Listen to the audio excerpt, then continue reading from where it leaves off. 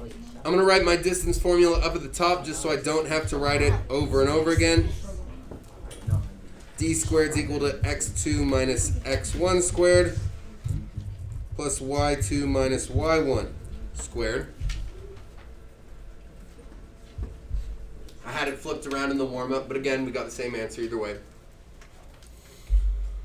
So, I'm going to start here by labeling my points, of course. We got x1, y1, and we got x2, y2. Right? Same labeling every single time. I'm even going to go ahead and label number 2. x1, y1, x2, y2, just so I don't forget when I move on to the next one. Okay. D squared is equal to x2 minus x1 squared plus y2 minus y1 squared. So we can start out each problem with this exact same setup here. Thank you. We can set up each problem just like this. D squared is equal to, goodness. So we can go through right away and set that kind of shell of our formula up for every single problem. It's going to make it nice and easy for us to plug each of our points in, and we've got those minus signs already there in place so we don't forget them. So, right here, x2 minus x1 is going to give us negative 5 minus 3. Negative 5 minus 3. y2 minus y1 is going to be 2 minus negative 4. 2 minus negative 4. Make sure you add that extra minus sign in there. If you don't, it will change what answer you get. We'll PEMDAS this out. Negative 5 minus 3 is negative 8. We're going to have to square that next. 2 minus signs next to each other form a plus. So 2 plus 4 gives us 6. Now at this point, it's okay for us to have a negative number inside our parentheses. But once we square it, right, once we square negative 8, that's going to turn positive every single time. You cannot square a number and get a negative answer.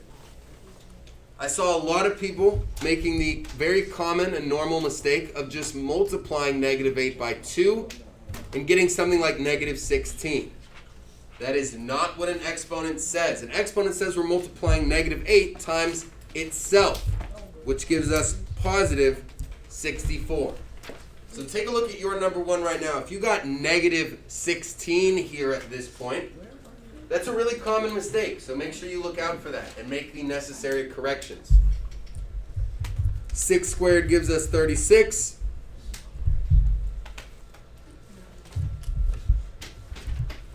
Now we add them together to get 100 equals D squared. And again, we have one last step, and that's to take the square root of both sides. On the left, we've got D times D. On the right, we've got 10 times 10. I'm going to move this down. Pair of D's comes out. Pair of 10s comes out. So D is equal to 10 units. Just like that.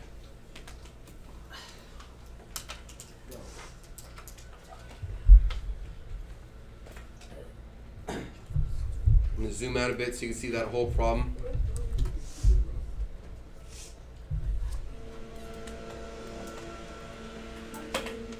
Give me a thumbs up if you were able to get 10 units all on your own. Anybody get 10 units here? Good, good. Now, the trouble with this work is that if you don't plug in the numbers into the correct spot on your very first step, it's over.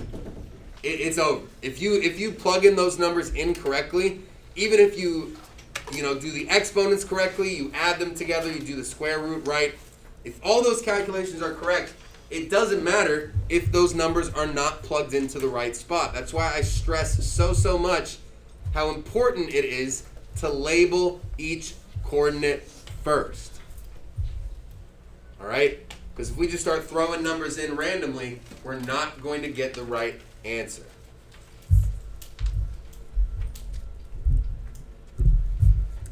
Over to number 2. Setup's already done. Bless you. We're going to plug in x2, which is 2, minus x1, which is 3. And our second quantity will have y2, which is negative 4, minus y1, which is negative 3.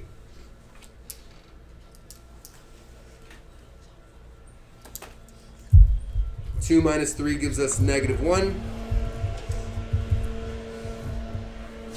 And negative 4 minus negative 3 is the same as saying negative 4 plus 3, which is also negative 1.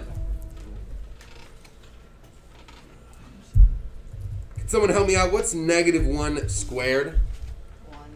Positive 1, right? Oh, yeah. Positive 1, exactly. So we got d squared equals 1 plus 1. We add those together to get 2.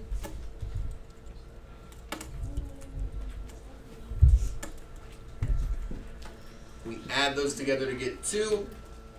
And again, our last step is to square root both sides. The left side turns into d times d. And the right side is just square root 2. Can we split that 2 up anymore? No. No, we can't. So we bring a pair of d's out in front. But we can't do anything with that square root. So d is equal to root 2 units. Now remember, just because the square root of 2 is not a rational number, square root of 2 is an irrational number, but it's still a real number, right? It's somewhere in between 1 and 2, because root 2 is in between the perfect squares 1 and 4. Questions on number 2? Because I know there was some questions yesterday. How are we feeling about this so far? Show of thumbs. Thumbs up if we're feeling good. So far we're 2 for 2. Thumbs sideways if maybe you made just a couple little tiny mistakes, and that's all right too. Okay. I appreciate those of you who are actually participating and helping me out. Down to number 3. x1, y1, x2, y2. D squared is equal to x2 minus x1, which is 5 minus negative 5, plus y2 minus y1, which is 3 minus 8.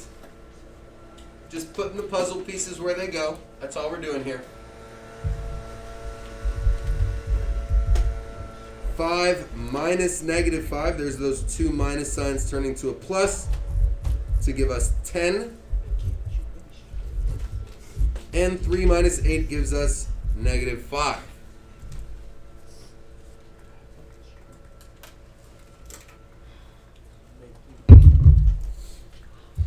Evaluate the exponents. 10 squared is 100. What's negative 5 squared? Is that negative 25? Is it negative 10? Positive 25, right? We're not multiplying it by 2. We're multiplying it by itself. Add those up, we get d squared equals 125. Now 125 is not a perfect square, but can we break up 125? Yeah, remember it's $1.25. That's 5 quarters. 25 is 5 times 5. So what this turns into, when we take the square root of both sides, is d times d on the left, 5 times 5 times 5 on the right.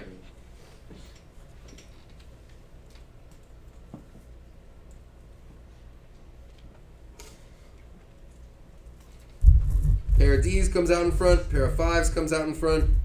D is equal to 5 root 5 units.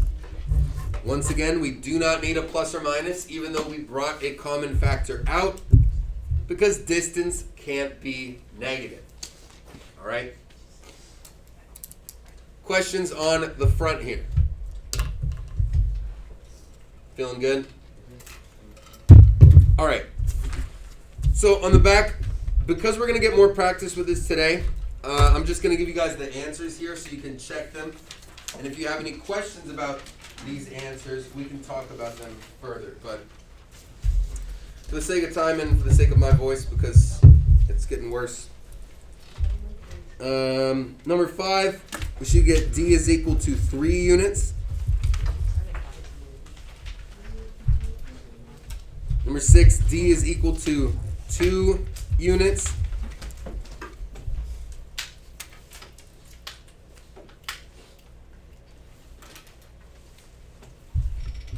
Someone want to offer up their answer for number 7? What did someone get for number 7? Anyone want to take a stab at it? Andy, what'd you get for number 7? 15 units equal D. D equals 15 units. Absolutely right. And then Azalea, did you get number 8 done? Yeah. What'd you get for number 8? D equals 5 units. That's right. Now, you might be wondering, well, I thought D squared was at the end of my equation, not at the front. Remember, with an equal sign, we can flip it anytime we want. We can flip the D squared up to the front. We can flip it to the back. Doesn't matter, because an equal sign works both ways. D equals 5 units is the same exact statement as 5 units equals D.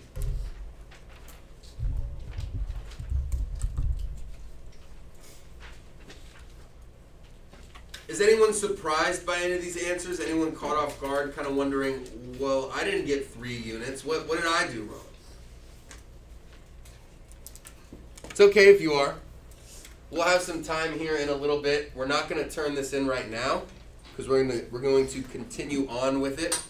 So if you end up, realizing that you have a question on 5, 6, 7, or 8, but you don't want to ask right now, totally fine. Just let me know while we're working on the rest of worksheet 56, and I can explain maybe where things might have gone wrong, okay? All right.